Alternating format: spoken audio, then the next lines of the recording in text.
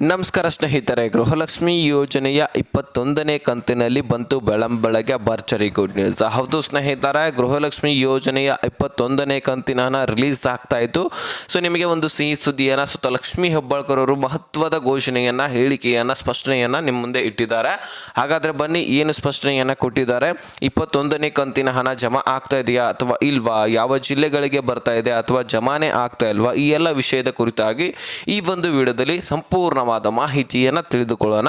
ಆದಷ್ಟು ವಿಡಿಯೋನ ಕೊನೆವರೆಗೂ ವಾಚ್ ಮಾಡಿದ್ರೆ ಪ್ರತಿಯೊಂದು ಮಾಹಿತಿ ಕ್ಲಿಯರ್ ಆಗಿ ಅರ್ಥ ಆಗುತ್ತೆ. ಚಾನಲ್ಗೆ ಸಬ್ಸ್ಕ್ರೈಬ್ ಮಾಡಲಂದ್ರೆ ಇದೇ ರೀತಿ ಲೇಟೆಸ್ಟ್ ಆದಂಥ ಅಪ್ಡೇಟನ್ನು ಕೊಡ್ತಾ ಇರ್ತೀವಿ. ಸಬ್ಸ್ಕ್ರೈಬ್ ಮಾಡಿಕೊಂಡು ನೋಟಿಫಿಕೇಶನ್ ಆಲ್ ಅಂತ ಸೆಟ್ ಮಾಡಿ. ಈಗ ನೇರವಾಗಿ ಟಾಪಿಕ್ಗೆ ಬಂದುಬಿಡೋಣ.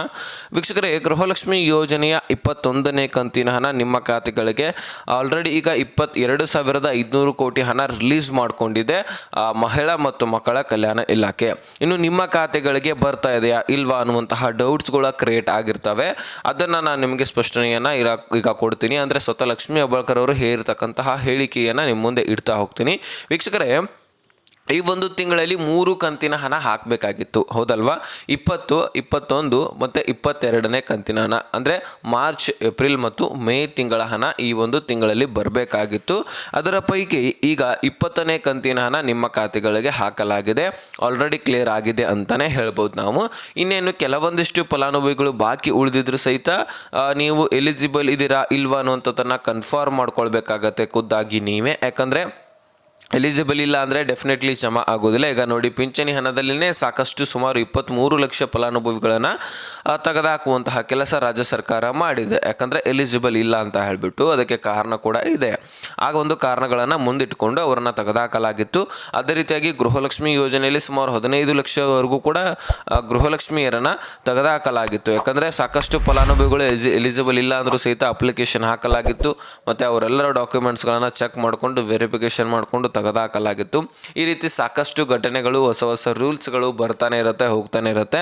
ಇಂಥದ್ದೆಲ್ಲ ಒಂದು ಕನ್ಫರ್ಮ್ ಮಾಡಿಕೊಂಡು ರಾಜ್ಯ ಸರ್ಕಾರ ಎಲಿಜಿಬಲ್ ಇದ್ದವರಿಗೆ ಮಾತ್ರ ಹಣ ಹಾಕ್ತಕ್ಕಂತಹ ಕೆಲಸ ಮಾಡ್ತಾ ಇದೆ.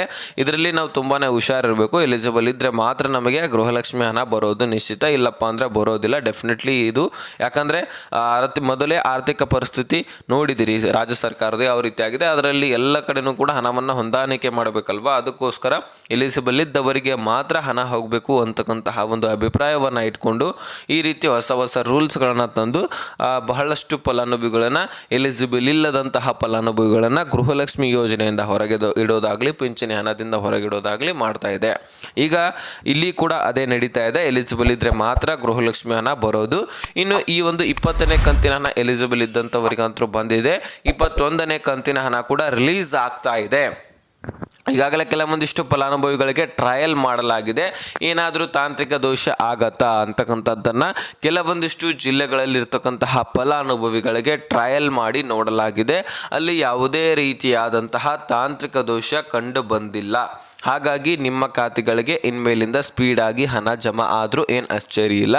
ಇನ್ಮೇಲಿಂದ ನಿಮಗೆ 21ನೇ ಕಂತಿನ ಹಣ ಜಮಾ ಆಗಲಿಕ್ಕೆ ಪ್ರಾರಂಭವಾಗ್ತಾ ಇದೆ. ಈಗಾಗಲೇ ಆಲ್ರೆಡಿ ಕೆಲವೊಂದಿಷ್ಟು ಫಲಾನುಭವಿಗಳಿಗೆ ಜಮಾ ಆಗಿದ್ದು, ಇನ್ನೂ ಹಲವಾರು ಫಲಾನುಭವಿಗಳಿಗೆ ಜಮಾ ಆಗ್ತಾನೇ ಇದೆ.